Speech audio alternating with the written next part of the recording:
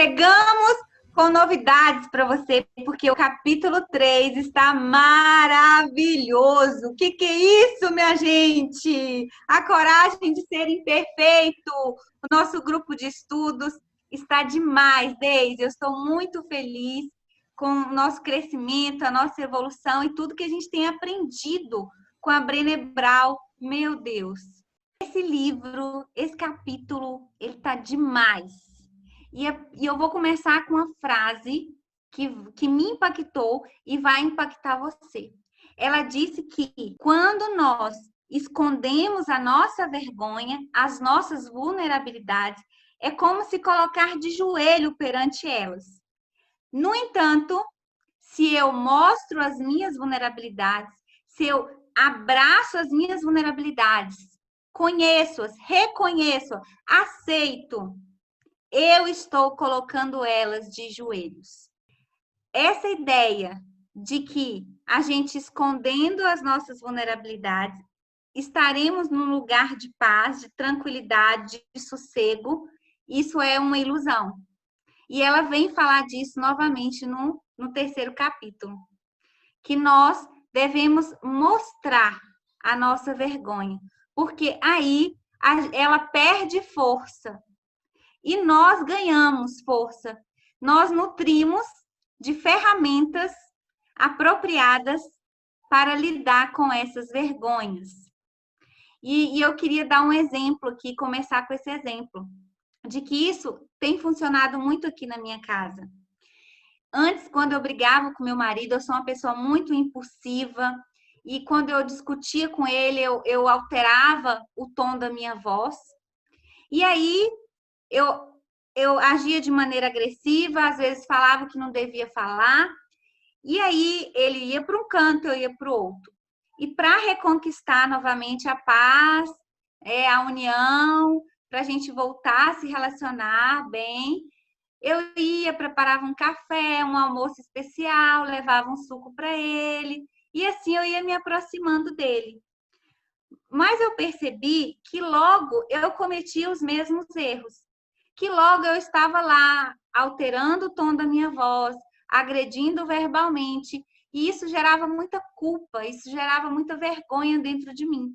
Mas eu nunca admitia e eu nunca chegava para ele e falava assim: amor, me perdoa, eu sou impulsiva, eu tenho essa dificuldade, eu preciso de ajuda, eu preciso trabalhar essas vulnerabilidades que eu tenho. Me perdoa, eu estou envergonhada e eu quero mudar, eu quero fazer diferente. Todas as vezes, Daisy, que eu fazia isso, que eu me retratava, eu percebia que eu evitava de fazer isso novamente. Porque quando a gente tem uma discordância, e aí eu penso em alterar o meu tom de voz e agir de maneira errada e equivocada, eu lembro, cara, eu vou ter que ir lá, eu vou ter que me retratar, eu vou ter que pedir ele mais uma oportunidade, mais uma chance, vou ter que pedir ele para confiar mais uma vez em mim.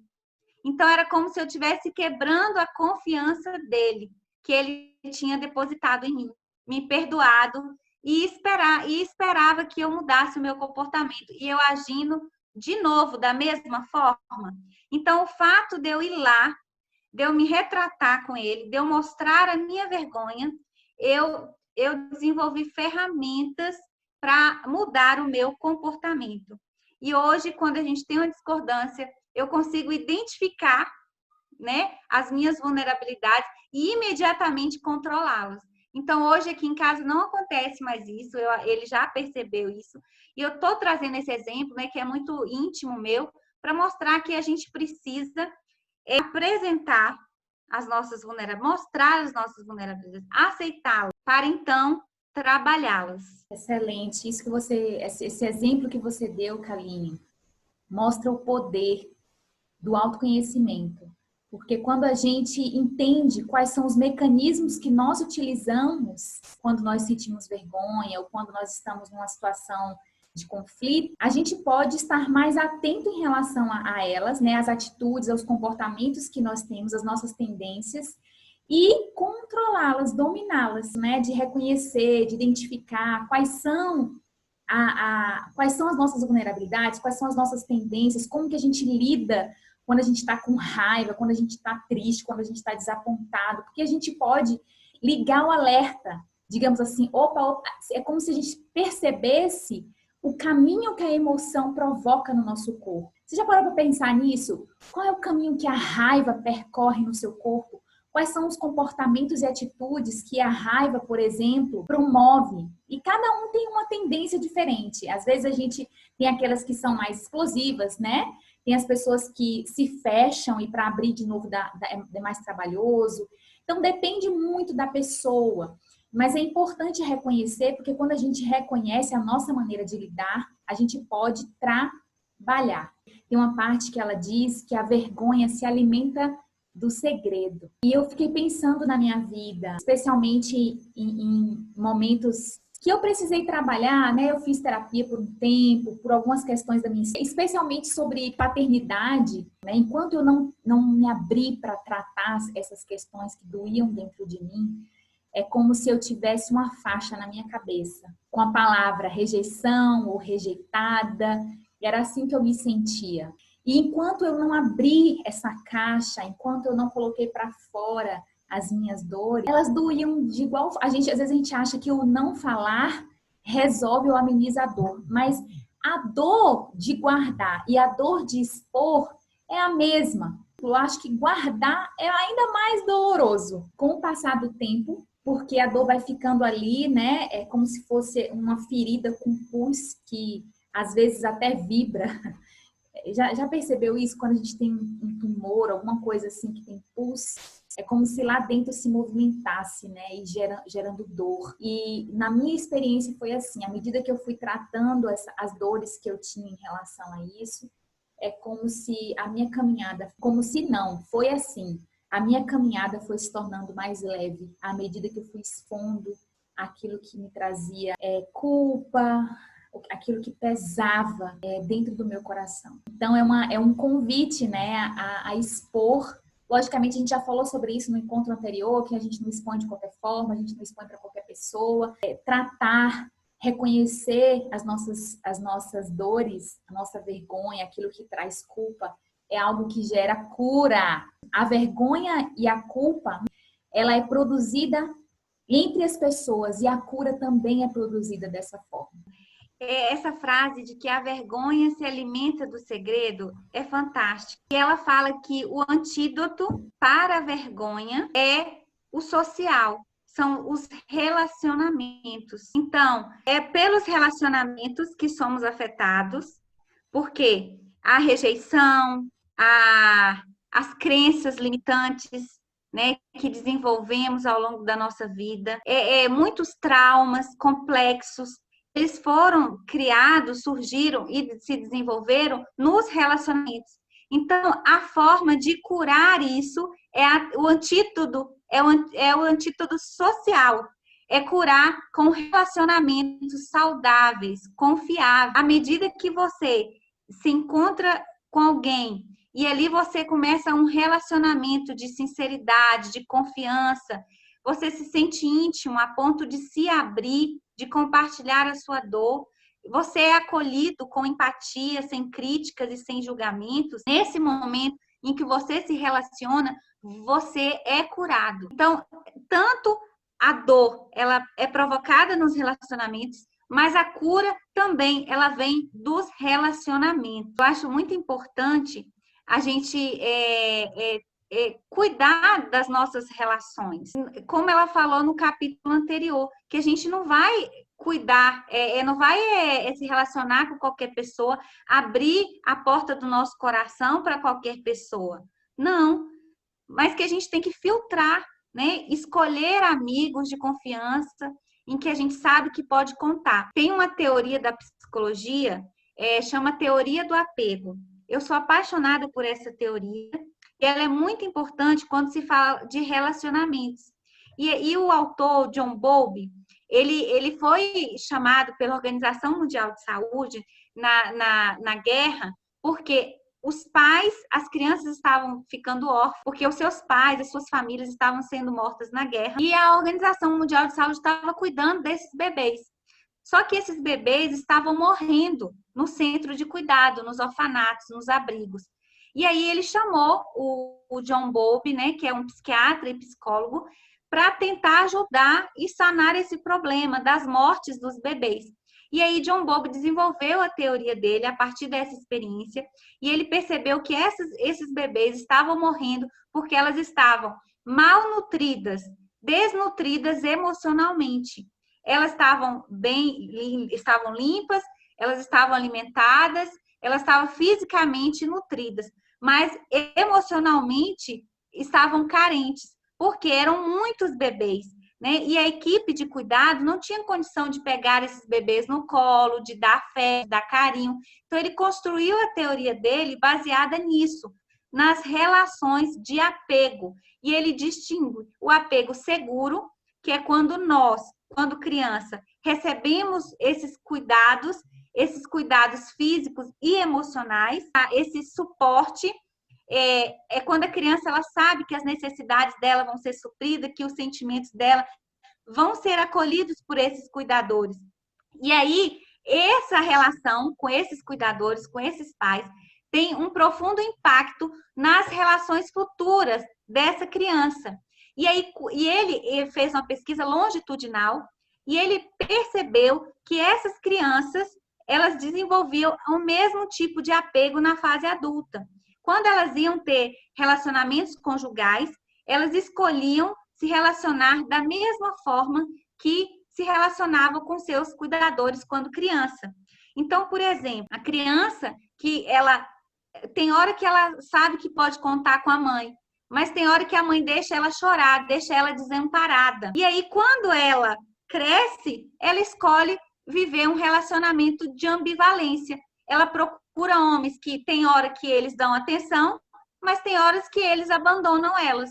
Então, ela costuma buscar esses mesmos relacionamentos porque é algo muito familiar, é o que ela aprendeu. Inconscientemente, é muito familiar, então é muito mais confortável ela se relacionar dessa maneira. Uma forma de se relacionar, né, ela tem um impacto muito profundo na nossa saúde mental. Por isso que a gente tem que tomar muito cuidado com quem a gente se relaciona. Tem uma frase que diz: você é a soma das 5 pessoas com quem você mais se relaciona. Um item também que ela traz, muito importante nesse capítulo, é sobre a autoaceitação. Ela fala que nós não podemos associar a nossa autoestima à aceitação do outro. Por quê? Nós somos falhos, nós somos humanos, nós vamos errar. E que não tem como, é impossível você tentar agradar todo mundo. Você não vai conseguir agradar todo mundo. Tem pessoas que vão gostar, tem pessoas que não vão gostar. E tá tudo bem. Você não precisa associar, vincular sua autoestima à aceitação de todas as pessoas. Então, é muito importante ter isso em mente, essa autovalorização, que ela deve acontecer independentemente da aprovação, da aceitação e da opinião do outro. Ela também diz que a gente não pode associar a nossa autoestima àquilo que a gente produz, aos nossos resultados, ao nosso trabalho. Por exemplo, eu faço um vídeo, coloco no Instagram, e aí as pessoas falam que o vídeo não ficou legal, ficou horrível.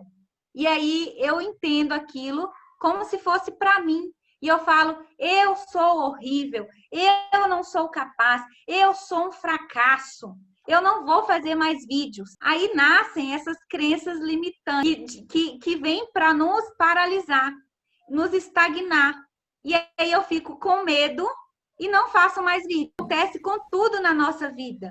E a gente não pode, a gente tem que entender que muitas vezes o que o outro diz é relacionado ao que a gente produz, não aquilo que a gente é mais relacionado ao fazer ou ao ter, não relacionado ao ser. As pessoas que se aposentam e muitas vezes ficam completamente perdidas na vida, ou porque não organizaram o processo de se aposentar, ou justamente porque o que elas estão tão conectadas com aquilo que elas fazem, que é como se elas não existissem mais quando elas param de fazer. Por isso que é importante a gente discutir sobre o nosso propósito, sobre a missão da nossa vida, conhecer os nossos dons, os nossos talentos, por que a gente está aqui, né?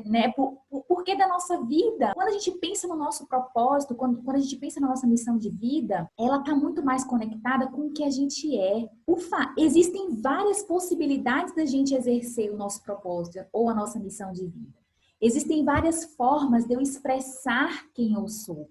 Antigamente, eu expressava quem eu era através de um trabalho. Hoje é outra forma, mas isso não diz que eu não existo mais ou que eu não sou importante. É justamente esse descolar, né? Essa desconexão do fazer que a gente precisa aprender. É uma discussão muito necessária, porque a gente vê que pessoas se matam por conta disso. É uma dor muito profunda, não conseguem separar aquilo que elas são do que elas fazem. Se eu tenho sucesso, né? Se eu tenho dinheiro, se eu tenho status, se eu tenho posição, as pessoas vão gostar de mim. Mas se eu fracassar, eu não serei amado. E aí a gente entende um pouco dos comportamentos de muitas pessoas que passam uma vida inteira se escondendo, muitas vezes com medo de arriscar, de entrar na arena da vida, de ousar, de criar, né? Por causa do medo do julgamento do outro. Porque nunca se sente capaz ou suficiente para realizar. Também associa, né, a sua valorização, associa a aprovação dos outros. A gente tem que colocar uma coisa na nossa cabeça. Nem Jesus agradou todo mundo. Nós que somos imperfeitos vamos agradar? É impossível, não vamos agradar todo mundo. E tá tudo bem, a gente precisa entender isso. Nós temos o nosso valor e nós precisamos reconhecer o nosso valor para não depender da aprovação dos outros e nem associar as nossas habilidades, as nossas competências, nossas qualidades a essa aprovação, a essa aceitação dos outros. Ela fala assim, que quando você se valoriza, quando você aceita suas vulnerabilidades, você não tem medo de errar, não tem medo de inovar, você persevera, você persiste até conseguir, até conquistar.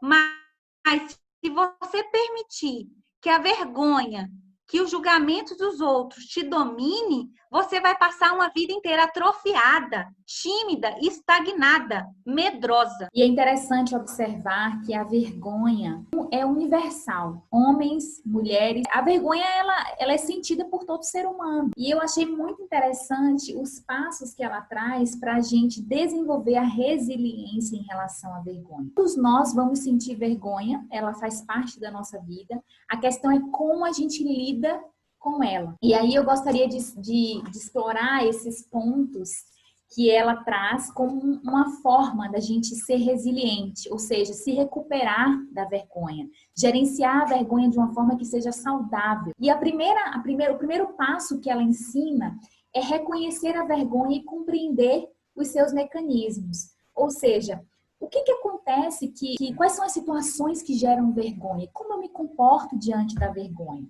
Quais são as mensagens? O que passa na minha cabeça quando eu me sinto envergonhada? Então, esse é o primeiro passo. O segundo passo é fazer um teste da realidade. Ter uma consciência crítica em relação à vergonha, né? Ou seja, o que eu estou pensando, o que eu estou sentindo, tem a ver com a realidade? Tem a ver com o que eu desejo ser? Ou está mais conectado com o que as pessoas pensam, ou mais conectado com o que as pessoas precisam ou querem de mim? Terceiro passo, ser acessível. Quando a gente reconhece, né, a nossa história e compartilha com alguém, a gente também falou disso no começo, buscar esse lugar de confiança, esse lugar que a gente encontra empatia e abraço em relação às nossas próprias dores e vergonhas. É interessante isso, né? Eu lembro de uma situação de uma amiga minha que mandou uma mensagem num grupo de trabalho. Ela achou que ela tinha mandado individualmente para a liderança. Gente, ela ficou desesperada quando ela percebeu que a mensagem estava no grupo. Ela ficou desesperadíssima. Aí E sabe quando aí a gente vai ver, né? Outras pessoas leram a mensagem, você não tem mais como apagar, porque um monte de gente já viu. Aí ela conversou com a outra pessoa e a outra pessoa falou bem assim pra ela: Você já ouviu a sua mensagem? Escuta a mensagem de novo. Aí ela disse que quando ela escutou de novo a mensagem, ela percebeu que não era uma mensagem tão. Não tinha nada tão sigiloso e tão terrível assim que as outras pessoas não poderiam escutar. Olha só a importância da gente poder compartilhar. Porque às vezes a outra pessoa traz algo, algum elemento da realidade que a gente não está conseguindo ver. Quando a gente se abre, se expõe num lugar de confiança, é como se a gente ajudasse a abrir esse cadeado, essa prisão que muitas vezes a gente se encontra a partir da vergonha. O quarto passo, falar sobre a vergonha. Porque se a gente não fala, aquilo lá que a gente falou no começo, se a vergonha se alimenta do segredo. Se a gente, quanto mais a gente cala, quanto mais a gente nutre a vergonha dentro da gente, ela cresce. Então, esses são alguns passos práticos que a gente pode lidar quando a gente tem esse sentimento, quando alguma coisa acontece que nos constrange diante das pessoas ou diante da vida. A vergonha se alimenta do segredo. Olha, meninas, vocês podem sair daqui, mas não esqueçam dessa frase. A vergonha se alimenta do segredo. Eu sofri muitos anos com algo dentro de mim que eu tinha feito, que eu achava que era errado e que eu precisava muito do perdão daquela pessoa. E aí eu sofri anos com isso, anos. Quando eu fui me abrir para essa pessoa, eu percebi que não existia nada daquilo, que a pessoa não tinha se sentido ofendida, que ela não tinha interpretado daquela maneira. E aí eu levei isso para terapia e durante muitos anos isso me corroeu e aí a terapeuta me trouxe esse entendimento de que não era o outro que precisava de perdão, eu precisava me perdoar, porque o outro já havia me perdoado, mas que eu precisava abandonar aquela culpa, aquela vergonha que é pesada, que eu carregava, né, ao longo de tantos anos. E aí eu chorei, chorei, chorei e eu consegui me perdoar. Eu lembro de uma metáfora muito interessante, que havia um andarilho e esse andarilho, ele carregava em uma das mãos um saco de cimento, na outras mãos uma pedra, nas costas uma mochila e na cabeça uma abóbora gigante. E ao longo da caminhada, as pessoas olhavam e falavam: viajante, por que você não abandona essa abóbora? Para que carregar essa abóbora na cabeça? E aí ele deixava a abóbora. Viajante, por que você não larga esse saco de cimento tão pesado, atrapalhando a sua viagem? E assim ele foi largando os pesos. E aí eu te pergunto, o que era mais pesado? O saco de cimento? A pedra na outra mão? Ou a abóbora gigante na cabeça? Nenhuma dessas coisas. O mais pesado era a falta de consciência das coisas que ele carregava. Então, muitas vezes, carregamos pesos e arrastamos correntes sem saber que estamos carregando, sem saber que estamos arrastando, e essas correntes nos aprisionam, nos paralisa, sabe? A gente não inova, a gente não cria, a gente não arrisca, porque a gente não tem consciência delas. É necessário olhar para dentro, fazer essa análise, essa reflexão. O que te prende? O que te paralisa? São as crenças que você escutou na sua infância, na sua adolescência? Relacionamentos passados que foram traumáticos para você? Quais são essas crenças, esses anjozinhos mal que fica falando na sua cabeça que você é um fracasso, que você não é capaz? E a gente tem que jogar, como Deise falou, a gente tem que dar um choque de realidade nessas crenças.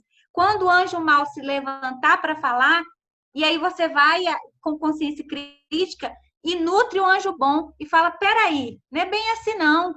Eu tenho o meu valor. A importância da qualidade da conversa interna, das conversas que nós temos com a gente mesmo. Porque se nós temos essas conversas destrutivas, arrasadoras, é assim que a gente vai se portar. Eu lembro muito de uma história, tem várias histórias que falam sobre a importância da gente cuidar com essa nossa conversa interior. Tem uma história que fala assim de uma esposa que o marido está atrasado, ele não chega em casa no horário que era comum, e a esposa fica começa a ficar agoniada, porque ela liga pro celular, o celular não atende, ela tenta falar com ele, não consegue, e ela começa a ficar desesperada. Onde será que tá esse homem? O que será que esse homem tá fazendo?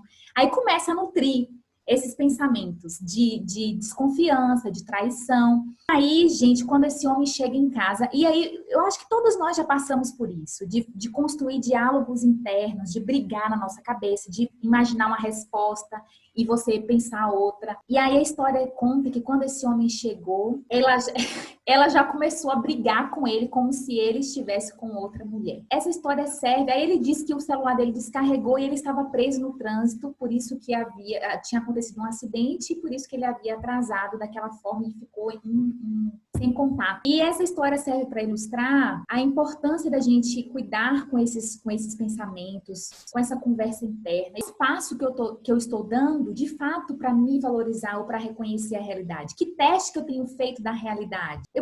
Nessa história, por exemplo, dessa mulher que eu contei, ela poderia ter se perguntado, mas será que pode ter acontecido algum acidente? O celular pode ter descarregado? O que será que pode ter acontecido para ele não estar em contato comigo?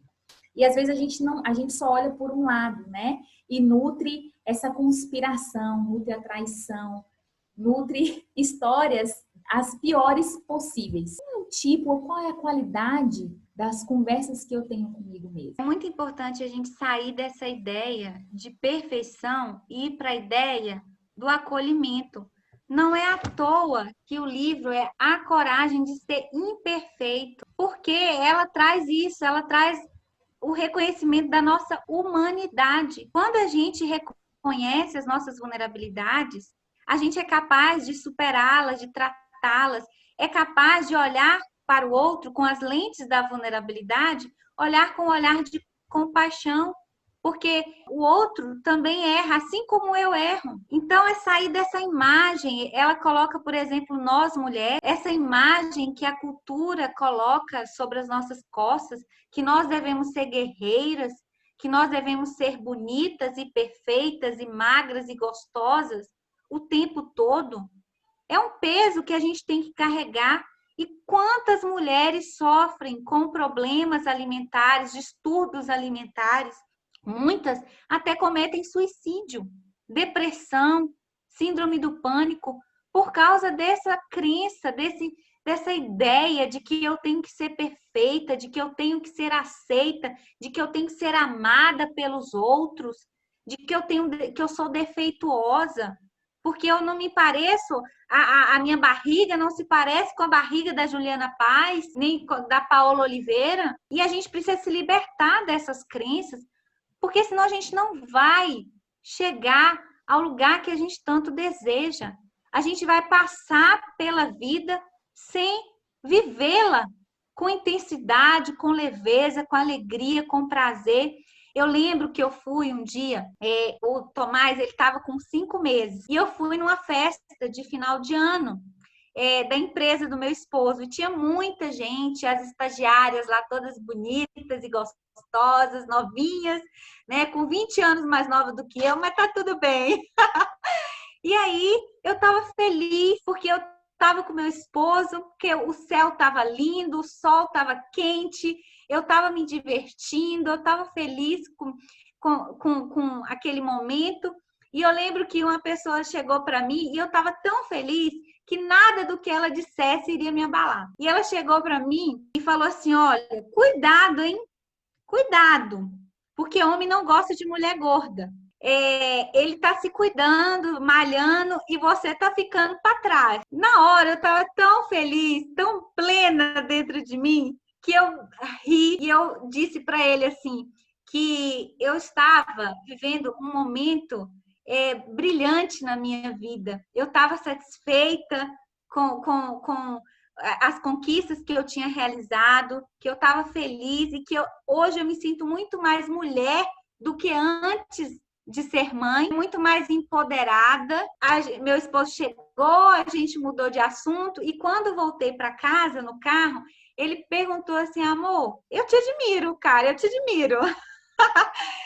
Sabe por que eu te admiro? Ouvir as coisas que você ouviu e você responder com educação, com gentileza e com leveza, de forma tão gentil, eu não teria o mesmo equilíbrio emocional que você, não. Eu estava pensando assim, esse não foi um único momento, sabe? Eu engordei muito, 25 quilos durante a gravidez, e eu só perdi isso depois de 1 ano. Mas foi uma opção, uma escolha que eu fiz. Eu não queria estar perdendo tempo na academia. Eu queria aproveitar a minha licença maternidade para viver a maternidade com intensidade. A academia, eu ia deixar para depois, sabe? Isso não era prioridade nesse momento para mim. E meu esposo, ele estava feliz, ele estava satisfeito. Em nenhum momento ele falou que estava incomodado porque eu estava acima do peso, porque a minha barriga, minha barriga estava grande. Em nenhum momento. E isso não interferiu no nosso relacionamento, no nosso namoro. Porque eu não tinha vergonha do meu corpo, eu não tinha vergonha de quem eu era, eu tinha dado a ele, eu não tenho vergonha, porque eu dei a ele o maior presente que ele tem na vida dele, que é um filho lindo e saudável. Então, eu ia me sentir envergonhada por quê? E é isso ela traz no livro, que ela estava numa palestra e a mulher estava dizendo que os homens exigiam muito das mulheres e que na cama elas se sentiam envergonhadas e não queriam acender a luz para eles não perceberem a estria, a celulite, a gordurinha nas costas. E aí um homem na plateia levantou e falou: olha só, nós homens não nos importamos com isso. Na hora que a gente está namorando, tudo que a gente quer é uma mulher de verdade. É uma mulher inteira, que se entrega de verdade, que se entrega de coração, que tem prazer de estar ali com a gente. Vamos quebrar isso, gente, esses pesos que a gente carrega. A pesquisa que essa mulher fez desvendou a ligação do homem, de muitos homens com a pornografia. Porque, de acordo com a pesquisa dela, ela descobriu que muitos homens buscam a pornografia por medo da rejeição. A resposta que ela encontrou é que muitos deles lançam na pornografia, pagam aquilo que eles querem. A principal motivação é porque eles não serão rejeitados de forma alguma. É como se eles estivessem pagando para serem aceitos. E é exatamente isso que a Kaline trouxe nessa fala. Não somente que o homem deseja, mas que a mulher também, é ser amado, é ser aceito do jeito. Eu lembrei da parte que ela traz sobre a importância da gente se perguntar se a gente falaria o que a gente fala pra gente mesmo, pro outro. A gente não tem coragem. A gente não tem coragem de dizer pro outro algumas coisas que a gente diz pra gente mesmo. Isso nos desafia a olhar pra gente com mais amor, com mais empatia, com mais leveza. E humanizar os nossos problemas. Que é aquilo que a gente passa, o outro também passa, e vice-versa. E faz parte da vida. Então, essas discussões todas que nós estamos fazendo nos dá mais recursos para questionar os nossos pensamentos, a qualidade dos nossos pensamentos, a maneira como a gente se comporta, não somente com o outro, mas com a gente mesmo. E gerenciar essa conversa interna é um dos grandes passos que a gente precisa dar. Se questionar, falar com a gente mesmo. Quando a gente perceber, eu mesma, isso era muito comum, essa briga na minha cabeça. Quando eu vou falar assim, se ele falar assim, eu vou falar assado. E eu comecei a me gerenciar e a observar. E sabe quando você foge? Eu comecei assim, a ser ativa. Eu sempre falo isso, com a nossa mente, com pensamentos depreciativos, com a vergonha, com a culpa. Não dá para ser passivo, não dá para ficar esperando ela fazer morada. A metáfora da xícara que a Kaline usou na semana passada. Não dá para esperar deixar a sujeirinha ali, porque ela vai aumentar. Então, eu comecei a fazer isso. Sempre que eu observava que eu fico presa em algum pensamento, em alguma briga interna, eu procuro sair. Aí eu vou botar uma música, ou eu falo comigo mesma, questiono os meus próprios pensamentos. Esses dias mesmo eu falei com o Dan, estava lá na cozinha lavando louça, pensando sobre umas coisas. Eu falei: Dan, meu marido, vem aqui que eu quero confessar uns pecados para você. E foi ótimo, porque eu falei logo, é bem isso mesmo, não deixar a vergonha em segredo, porque ela só aumenta. Aí ele começou a fazer esse papel. Mas será que é assim mesmo? E tal, trazer questionamentos para testar a realidade. E eu também escuto, sabe, algumas crenças assim negativas do anjo mau. Todo tempo, gente, eles nos perseguem. Todo tempo o anjo mau está falando bobagem na nossa cabeça. E a gente não pode dar espaço para eles falarem que eles querem nos aprisionar.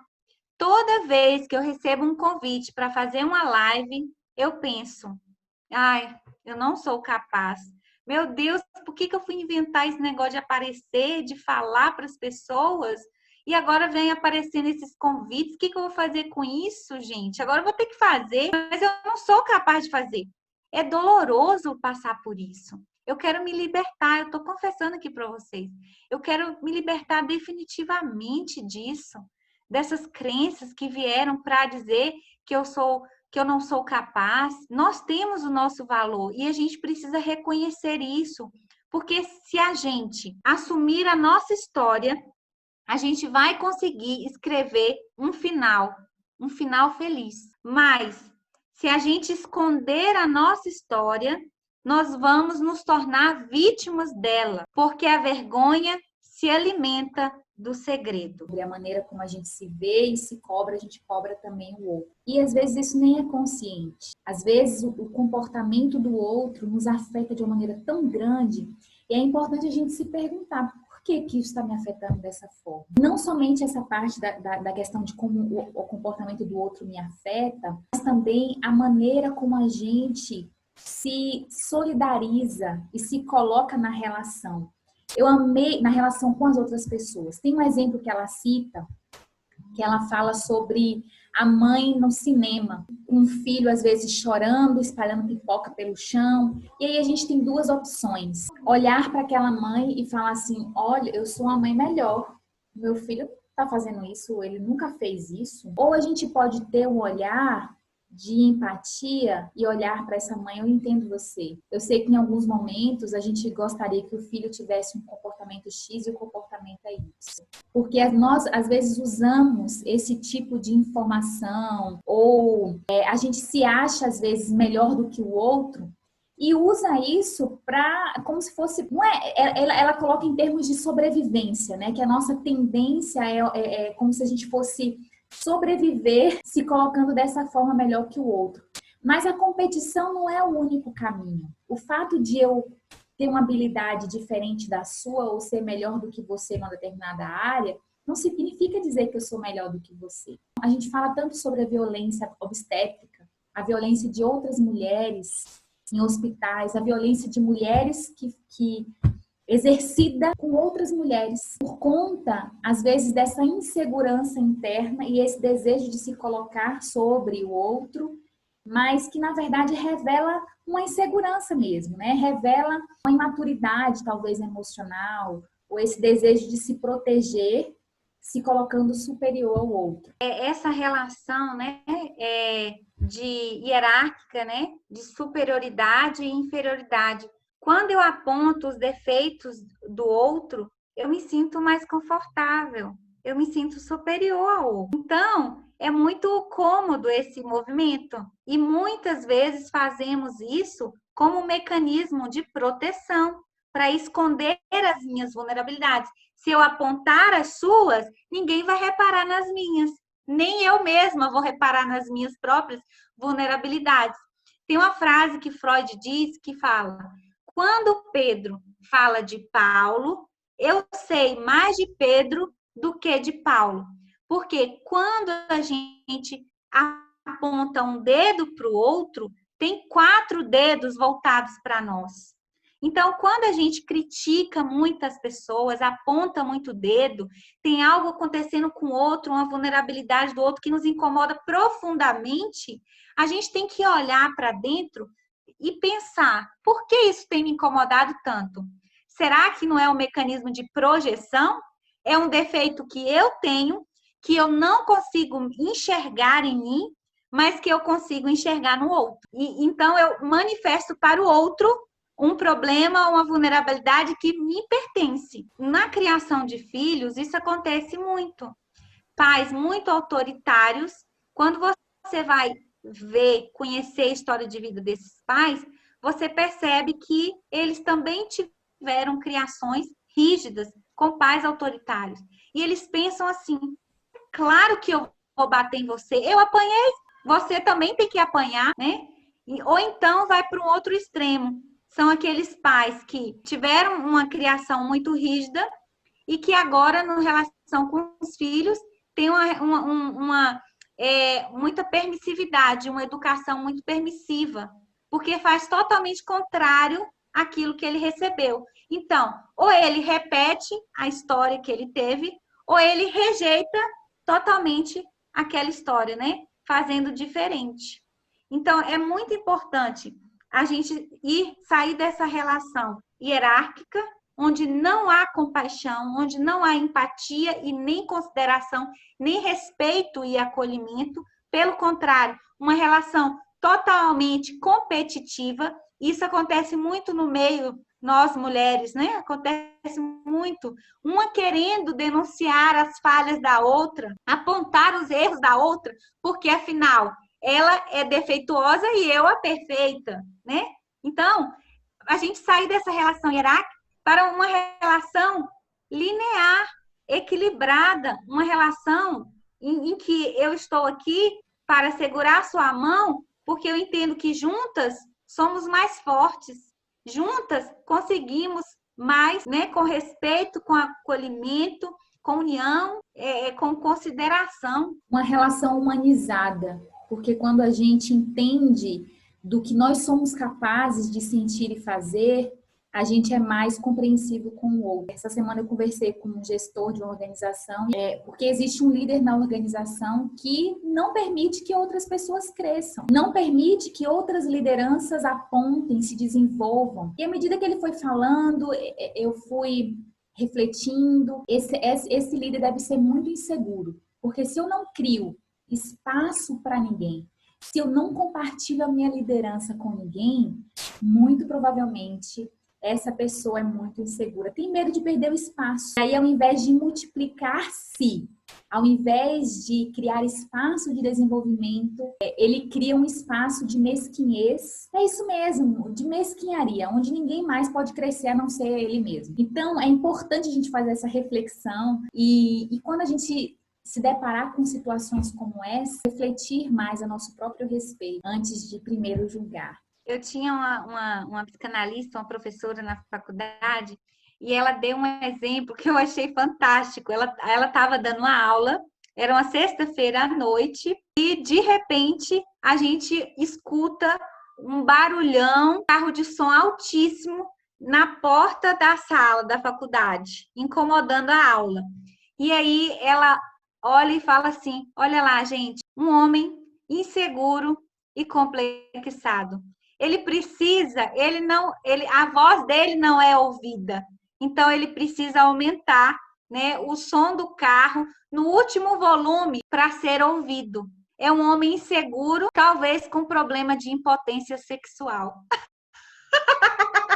Eu achei super engraçado, porque é isso. Às vezes, a gente quer esconder tanto a nossa vulnerabilidade, mostrando uma força, uma coragem, uma superioridade que não existe. Então, é aquelas pessoas que querem mostrar o tempo inteiro que elas são superiores, que elas não têm defeitos, que elas têm apenas qualidades, que elas são boas em tudo, né?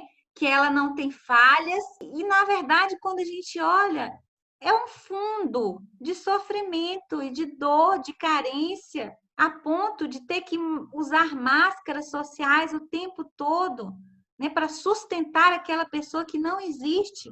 Perfeição não existe. E a gente precisa entender isso, não se cobrar. A gente vê homens exaustos, mulheres exaustas, justamente por essas dinâmicas. E ela termina o capítulo falando exatamente sobre isso, de tornar-se autêntico. Tornar-se autêntica, passa por esse caminho de ser vulnerável, de lidar com a vergonha, de lidar com a dor, negociar, né, essas conversas internas e gerenciá-las de uma maneira mais saudável. Então, é impossível a gente viver a nossa própria história, como você colocou antes, de tornarmos protagonistas da nossa própria história, sem ter que lidar com essas situações. E quanto mais rápido a gente se abraçar, quanto mais rápido a gente promover esses movimentos, mais livres e mais autênticas seremos. Ela falou sobre de mulheres exaustas, porque justamente querem ser perfeitas, lidando com tudo, gerenciando tudo da melhor maneira possível.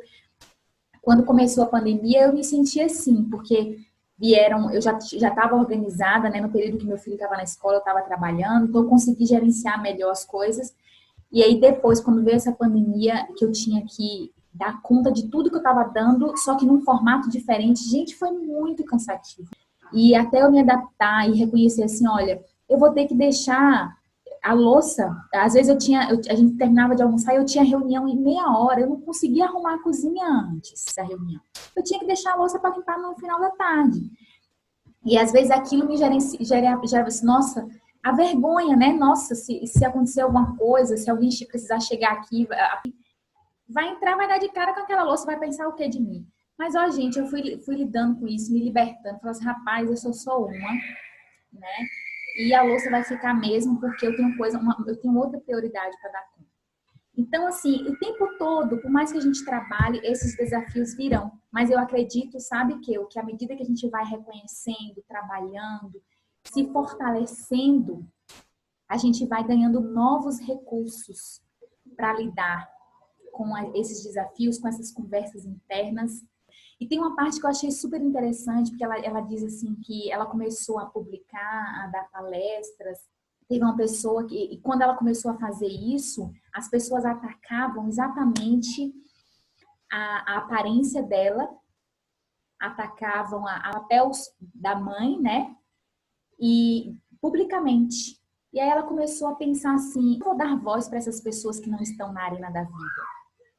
Que ao ler uma palestra ou um artigo como esse, ataca a minha identidade porque elas são desafiadas a mudar ou a refletir sobre temas que talvez elas não estão acostumadas.